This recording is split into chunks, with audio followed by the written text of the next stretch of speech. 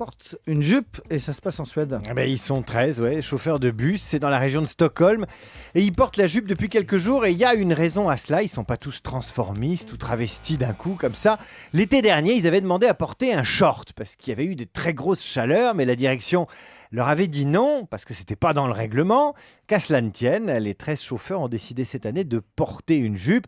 L'été est là, ou quasiment là en Suède, en tout cas mieux que chez nous.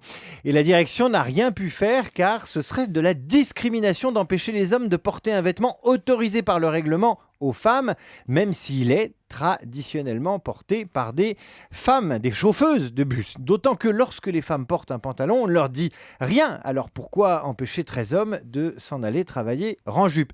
Et d'ailleurs, le désir profond de ces messieurs, c'est d'abord d'avoir moins chaud.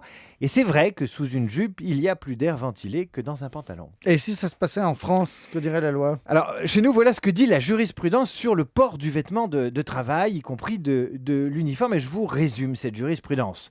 Nul ne peut apporter aux droits des personnes et aux libertés individuelles et collectives de restrictions qui ne seraient pas justifiées par la nature de la tâche à accomplir, ni proportionnées au but recherché. Ça veut dire quoi ? Je vous traduis, ça veut dire que vous allez au bureau habillé comme vous l'entendez, y compris en short, sauf que l'analyse de la jurisprudence laisse penser qu'une tenue vestimentaire peut vous être imposée pour des raisons d'hygiène et de sécurité. Je traduis encore, sur un chantier, il faut un casque. Dans une usine, il faut des gants, une blouse.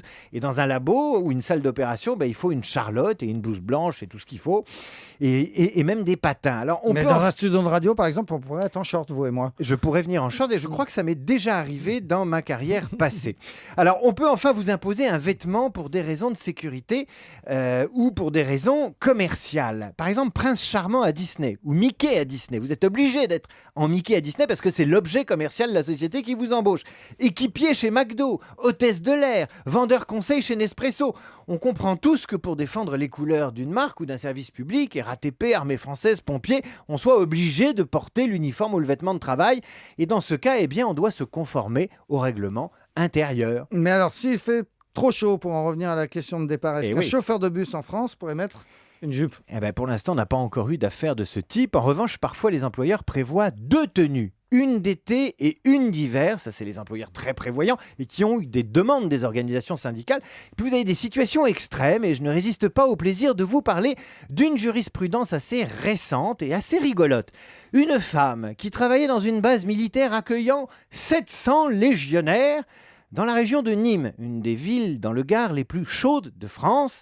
Cette femme allait chaque jour travailler en mini-jupe dans une enceinte militaire alors qu'elle avait à sa disposition des vêtements de service. La Cour d'appel de Nîmes, dans sa décision du 18 mai 2010, a considéré que ne pas porter ces vêtements de travail était constitutif d'une faute. Attention, ce n'est pas de porter une jupe ras les fesses qui était une faute, c'était de ne pas porter les vêtements de travail. Comme quoi, le droit, on peut lui faire dire tout ce qu'on veut et lui faire porter le chapeau. David Abiker, le best-of de Nicolas Canteloup.